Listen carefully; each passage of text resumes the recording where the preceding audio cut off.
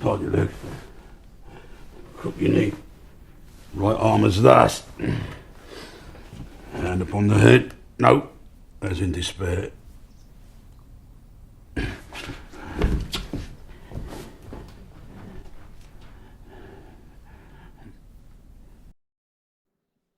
Hello everyone, I'm Johnny, and today we're taking a look at Mr. Turner. Yes, an art history movie. I know I mostly review historical war movies, but it's nice to take a break from war once in a while.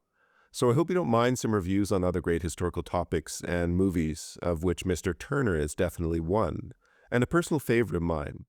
So it won't be for everyone, but I'll make a case as to why it's well worth a watch.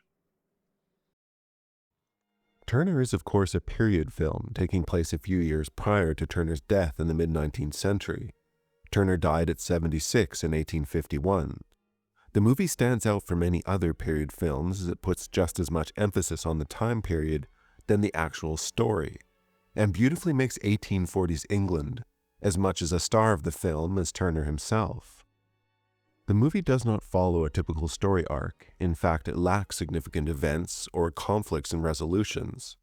The movie instead is full of moments of character, either Turner's or those around him, and of course England's historic character. The movie gets about as close to a genuine vibe of 1840s England as you can imagine. The script does nothing to tone down or modernize language or interactions for the contemporary viewer.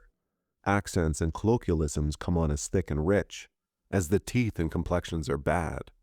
The movie stuffs visual detail into every inch of the film. Visuals will linger on moments like shaving a pig's head in preparation for supper. One of the best scenes is simply following Turner's dad into an 1840s art supply store run by Italians, where you'll learn just how rare and expensive things like colored paints were, which we now of course take for granted. Conversation points in the film are further kept era relevant. The topic of death was common, and funerals were a regular occurrence in large families. Cholera was indiscriminately killing thousands at the time. It was a dark but oddly optimistic time. The British Empire was the world's dominant colonial power. Fields of science and technology were rapidly expanding, also weaved into the story. Another great scene is Turner discovering the camera at a time when this technology was becoming accessible to the general public.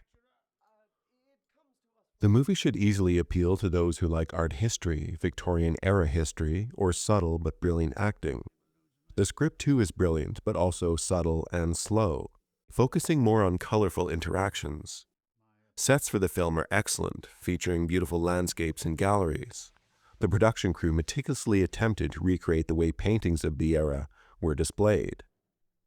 Turner is played by Timothy Spall, who won Best Actor at the 2014 Cannes Film Festival for the role. The movie does justice to Turner, who was known to be in his old age grumpy, sullen, and crude. Like in the movie, Turner refused to acknowledge the paternity of his children.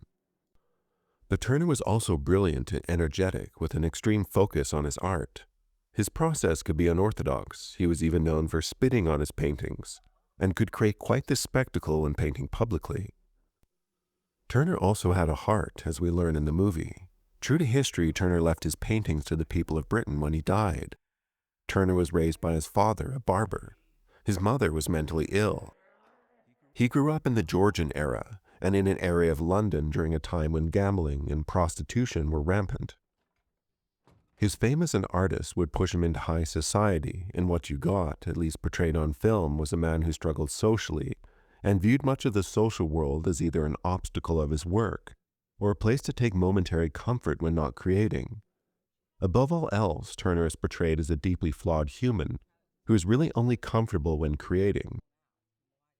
There are several excellent scenes when Turner, as many artists have to do, is required to entertain, explain, or discuss his art and the art world with his benefactors. He clearly can't stand it, and it's a reminder that not every artist and every painting, no matter how beautiful or seemingly deep, requires a philosophical discussion to be appreciated. Beautiful works of art can be created by anyone, be them boorish fat social misfits or otherwise. William Turner was a romantic painter known for his landscapes and marine paintings. He left behind more than 550 oil paintings, 2,000 watercolors, and 30,000 works on paper. which can be viewed at dozens of public galleries across the United Kingdom. All right, I'm Johnny. Thank you for watching. I do hope I was able to keep you interested during a movie review, a little different from my norm. If period movies are your thing, do check this one out. I know Maze wants to get her portrait done after watching. Anyway, do take care and have a nice rest of your day.